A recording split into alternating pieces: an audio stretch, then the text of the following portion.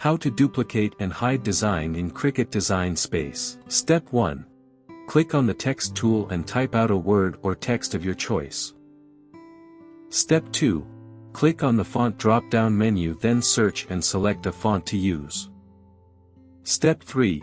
Resize the text, then change the letter space from the toolbar. Step 4. Or you can click on Ungroup in the Layers panel and manually drag the letters together. Step 5. Next, select all the letters and click Group, then resize it. Step 6. To duplicate, all you have to do is click on the Duplicate button in the Layers panel with the design selected. Step 7. You can also right-click on the design and select Duplicate. Step 8.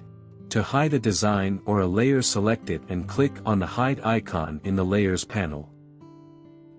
For more such help and information, visit us at www.mannymaker.com or call us at +1 786 866 5932 +44 020 3983 0480.